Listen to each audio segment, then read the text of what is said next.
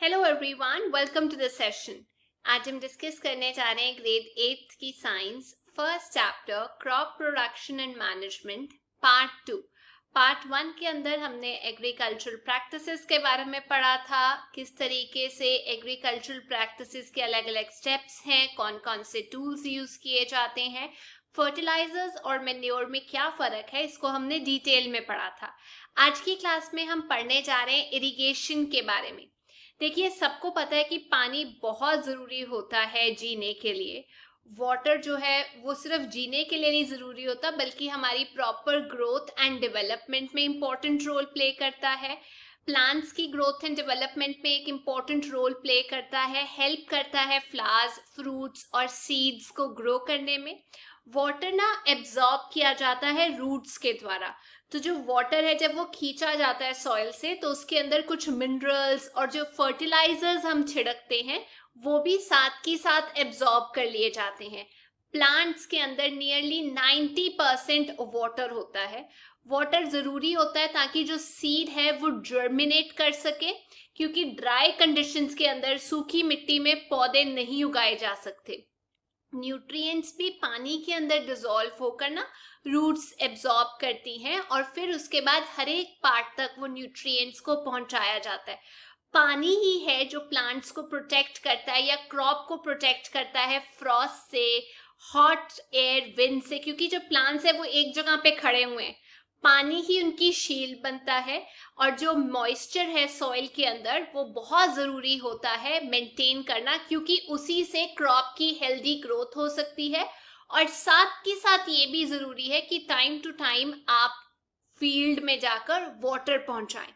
अब ये जो सप्लाई किया जाता है पानी को क्रॉप्स के अंदर, उसको अलग अलग टाइम पे किया जाता है। एक पर्टिकुलर पैटर्न होता है कि बेसिकली सो करने से पहले लगाओ, फिर एक पर्टिकुलर स्टेज पे पानी लगाया जाता है। ये जो फ्रीक्वेंसी है कि कब लगाना है कब नहीं लगाना, ये क्रॉप टू क्रॉप वेरी करती है, सीजन टू सीजन वेरी करती है, मिट्टी टू मिट्टी वेरी करती है। हर एक क्रॉप को अलग तरीके का इरिगेशन चाहिए होता है। तो सप्लाई जो की जाती है क्रॉप्स को पानी की अलग अलग इंटरवल पे, अलग अलग टाइम पे, उसे हम इरिगेशन बोलते हैं। अब समर्स के अंदर ये जो फ्रीक्वेंसी है वाटर देने की वो ज्यादा हो जाती है। क्या आप जानते हो ऐसा क्यों? इसलिए क्योंकि समर्स के अंदर जो रेट ऑफ इवेपोरेशन होता है, सॉइल से जो पानी इवेपोरेट होता है, लीव्स से जो पानी इवेपोरेट होता है, वो बढ़ जाता है सन की हीट की वजह से। और विंटर्स में यही चीज कम हो जाती है। अब क्या क्या सोर्सेज हैं इरिगेशन के, देखिए। सोर्सेज में इंक्लूडेड है wells, tubewells, ponds, lakes, rivers, dams और कैनाल्स। ये सोर्सेज हैं पानी के जहां से पानी दिया जाता है प्लांट्स को। अब इस पानी को फील्ड तक, खेत तक पहुंचाने के लिए अलग अलग मेथड्स का यूज किया जाता था। जैसे सबसे पहले पानी जो है वेल्स, लेक्स या कैनाल से अलग अलग जरिए रूट बना के खेतों तक पहुंचाया जाता था। अब इसके लिए या तो कैटल का यूज किया जाता था, एनिमल्स का, या ह्यूमन लेबर का यूज किया जाता था। सस्ता है ये तरीका, पर इसमें ना इफेक्टिवनेस इतनी नहीं है। चलिए एक एक तरीका डिस्कस कर लेते। सबसे पहले बात करते हैं मोट सिस्टम की। मोट सिस्टम में क्या होता है, जैसे वेल होता है ना, पुली के साथ एक बकेट को बांध दिया जाता है और एक एंड पे देखो बकेट होगी, दूसरे एंड पे कोई जानवर, इंसान जो है वो पानी को ऐसे करके बार बार बाहर खींचता है। जब बार बार पानी बाहर खींचा जाता है तो एक पर्टिकुलर स्टेज आती है जब बाल्टी जो है वो उलट जाती है एक पर्टिकुलर सेक्शन में, और उस सेक्शन से जो पानी है वो अलग अलग सेक्शन तक पहुंचाया जाता है किसी खेत के। जनरली जो ढलान होती है ना, उस साइड पे जो एनिमल्स होते हैं वो बांधे जाते हैं, वो बार बार एक साइड को जाते हैं और पानी गिर जाता है। दूसरा है चेन पंप। उसमें क्या होता है, एक व्हील के आसपास बहुत सारी बकेट्स लगा दी जाती है और एक इंसान उस व्हील को ऐसे करके घुमाता है। तो जब नीचे वाली बकेट जो है नीचे जाती है पानी निकाल के, जब वो ऊपर आती है तो वो पर्टिकुलर सेक्शन पे पानी घेर देती है और वो फील्ड्स तक पहुंच जाता है। आप देख सकते हैं किस तरीके से वो जो चेन है वो चल रही है, क्योंकि वो व्हील जो है वो घुमाया जा रहा है किसी इंसान के द्वारा और नीचे की बकेट्स ऊपर आके पानी घेर देती है। तीसरा सिस्टम भी सिंपल सिस्टम है, उसे हम बोलते हैं देखली सिस्टम। देखली सिस्टम में क्या होता है, आप एक सिंपल ऐसे डंडा और ऊपर एक डंडा लगा देते हो। ये वाला जो डंडा होता है इसका एक एंड जो है उसको आप बकेट टाई कर देते हो, और ये जो डंडे पे खड़ा होता है ना डंडा, ये फोक शेप का होता है। तो एक साइड पे बकेट लटकी हुई है, दूसरी साइड पे पत्थर है। जब पत्थर नीचे जाता है एक स्टेज पे, तो जो बकेट है वो अपना पानी खाली कर देती है उस सेक्शन के अंदर जहां से पानी अलग अलग पार्ट्स तक पहुंच जाता है। तो सोर्स से पानी उठाया जाता है और फिर एक सेक्शन में डाल दिया जाता है खेतों के, जहां से वो पूरे खेत तक फैल जाता है। अगला सिस्टम राहत, या उसे हम लीवर सिस्टम बोलते हैं। इसमें दो व्हील्स होती हैं। एक व्हील जो होती है वो इस तरीके से पानी के अंदर घूमती है, और दूसरी व्हील पे एक जानवर को बांध दिया जाता है। जो जानवर है जब वो गोल गोल घूमता है तो उसकी वजह से जो दूसरी व्हील है वो घूमती है, और उस दूसरी व्हील के अंदर अलग अलग कंटेनर्स लगाए जाते हैं, बकेट्स लगाई जाती हैं। जब वो पानी ऊपर आता है तो वो पानी घेर देती हैं, फिर नीचे चली जाती हैं खाली होने, फिर ऊपर आती हैं, फिर नीचे चली जाती हैं। इस तरीके से हम कह सकते हैं राहत सिस्टम चलता है, जिसे हम लीवर सिस्टम भी बोलते हैं।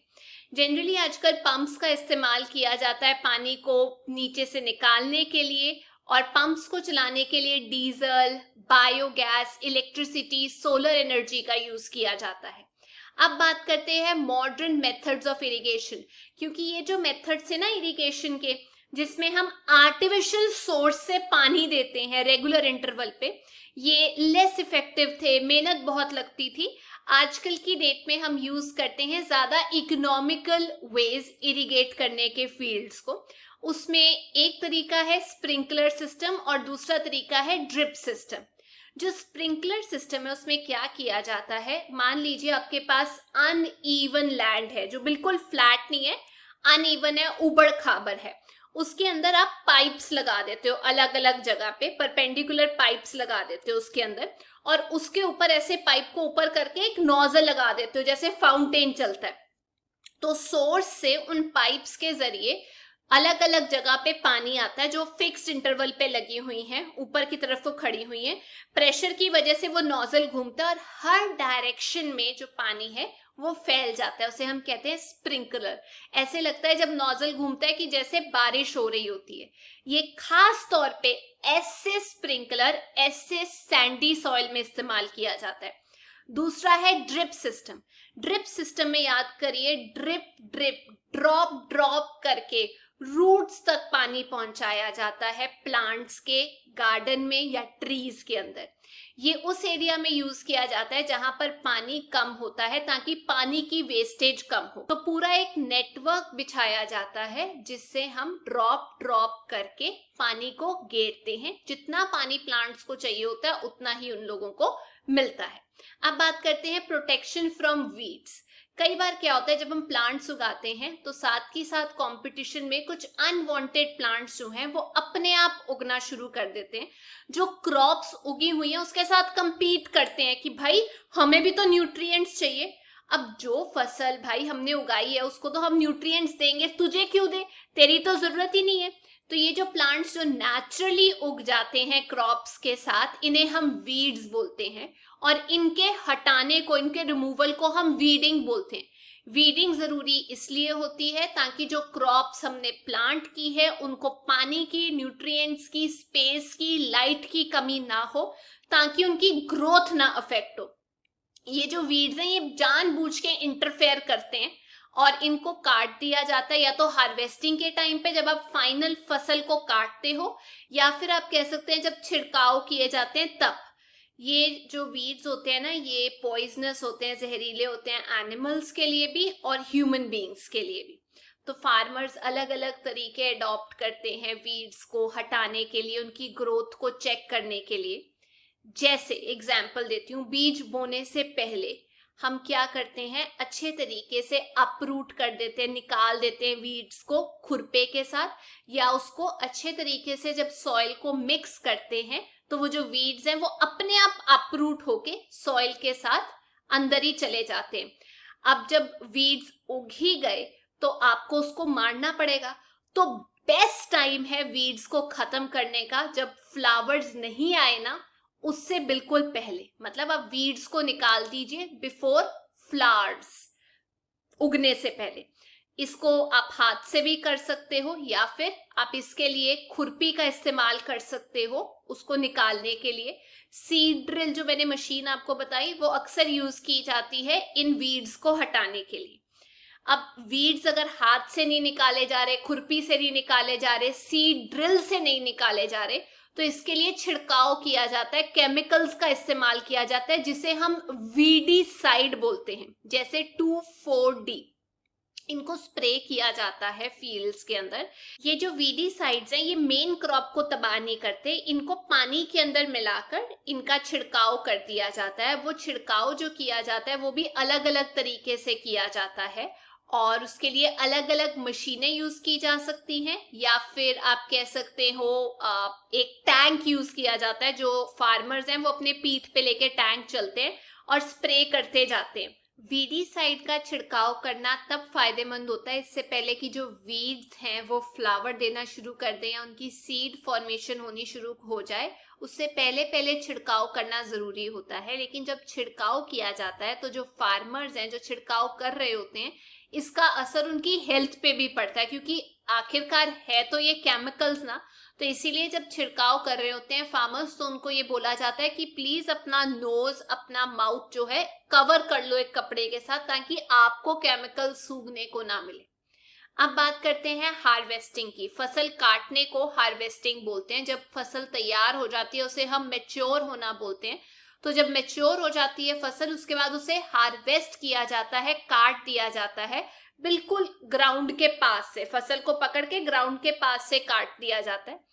3 से 4 महीने लगते हैं एक सीरियल क्रॉप को मैच्योर होने में, नॉर्मली इतना टाइम लगता है। जो हमारी कंट्री है उसके अंदर हार्वेस्टिंग की जाती है हाथ से, सिक्कल का इस्तेमाल करके या फिर मशीनों का इस्तेमाल किया जाता है काटने के लिए। एक बार हार्वेस्टिंग हो गई, हार्वेस्टिंग का मतलब फसल काट देना, उसके बाद ग्रेन सीड्स को अलग किया जाता है उनके शाफ से। आप देख सकते हैं ग्रेन्स को शाफ से अलग करना जरूरी है, उस प्रोसेस को बोला जाता है थ्रेशिंग। अब ये दोनों काम हार्वेस्टिंग और थ्रेशिंग किए जाते हैं एक ही मशीन के द्वारा जिसका नाम है कंबाइन। तो याद रखना दोनों काम हो जाते हैं, हार्वेस्टिंग भी हो जाता है और थ्रेशिंग भी हो जाता है कंबाइन के जरिए। कई बार आपने देखा होगा कि जो अमीर फार्मर्स नहीं होते या जो अफोर्ड नहीं कर सकते कंबाइन क्योंकि वो महंगी होती है, वो विनोइंग का इस्तेमाल करते हैं। विनोइंग का मतलब ऐसे करके ग्रेन्स को डाल देते हैं, जो हल्की चीज है, जो शाफ है वो नीचे गिर जाता है और जो भारी चीज है वो अलग हो जाती है शाफ से। तो इसके बारे में, विनोइंग के बारे में आपने पहले ही पढ़ा होगा। जब फसल तैयार हो जाती है जो हमारे फार्मर्स हैं वो अपनी मेहनत को सेलिब्रेट करते हैं, क्योंकि 3-4 महीने लगातार मेहनत करते हैं, टेंशन में रहते हैं कि एकदम से बारिश ना आ जाए, फ्रॉस्ट ना हो जाए।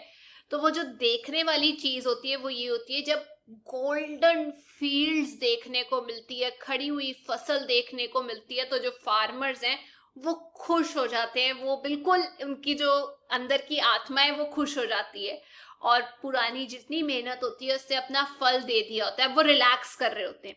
तो ये जो पीरियड है हार्वेस्ट का, इसको सेलिब्रेट किया जाता है इंडिया के अलग अलग पार्ट्स में अलग अलग टाइम। जब क्रॉप काटी जाती है, हार्वेस्ट की जाती है, विमेन मेन इकट्ठे सेलिब्रेट करते हैं क्योंकि इकट्ठे हार्वेस्ट करते हैं, इकट्ठे मेहनत होती है उनकी।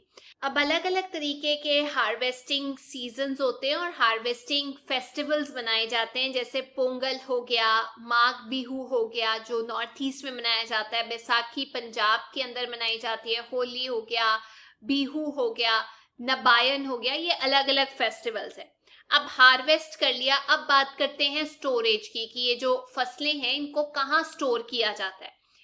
देखिए अब जितनी फसलें उगाई गई हैं एक बारी में तो वो यूज होंगी नहीं, तो इम्पोर्टेंट ये है कि उसको स्टोर किया जाए, सेव किया जाए, ताकि उसको मॉइस्चर ना लगे, इंसेक्ट्स ना खराब करें, रैट्स ना आके खराब करें, माइक्रो ऑर्गेनिजम्स ना उसे खराब करें।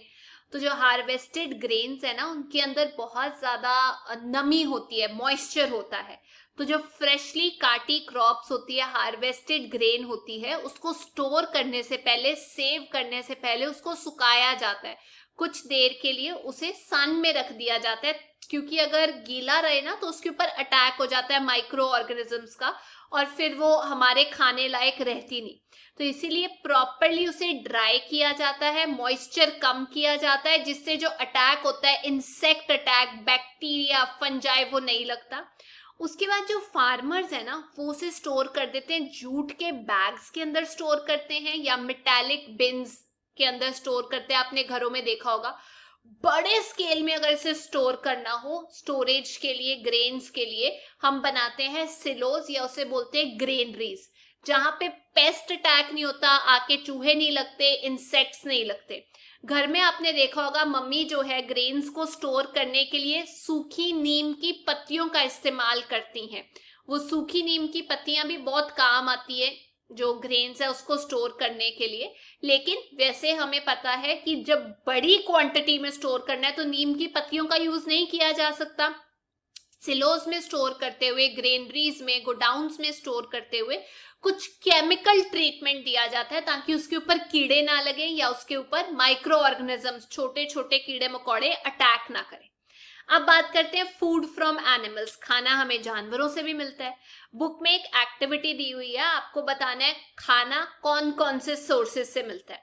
जैसे लिखा हुआ है जो मिल्क है वो आपको मिलता है काउ से, बफलो से, शी गोट से, मतलब फीमेल गोट से, शी कैमल से, कैमल से भी मिल्क मिलता है। मीट हमें मिलता है गोट, हेन, फिश, काउ से। वेजिटेबल्स जैसे प्लांट से हमें मिलती है ब्रिंजल, टोमेटोज। सीरियल ग्रेन्स वो भी हमें प्लांट से मिलते हैं, जैसे राइस हो गया, व्हीट हो गया। अब ये टेबल देख के आप समझ गए होंगे कि सिर्फ प्लांट्स नहीं, एनिमल्स भी हमें फूड प्रोवाइड करते हैं अलग अलग तरीके का। काफी लोग जो कोस्टल एरिया, तट के आसपास रह रहे होते हैं, वहां पे फिश ज्यादा होती है, तो इसीलिए उनकी डाइट में फिश ज्यादा खाने को मिलती है। वैसे ही जिस एरियाज में जिस तरीके की फसल होती है, वहां के लोग वो चीज ज्यादा कंज्यूम करते हैं। जैसे बंगाल में ज्यादा चावल होता है तो वहां ज्यादा चावल खाया जाता है।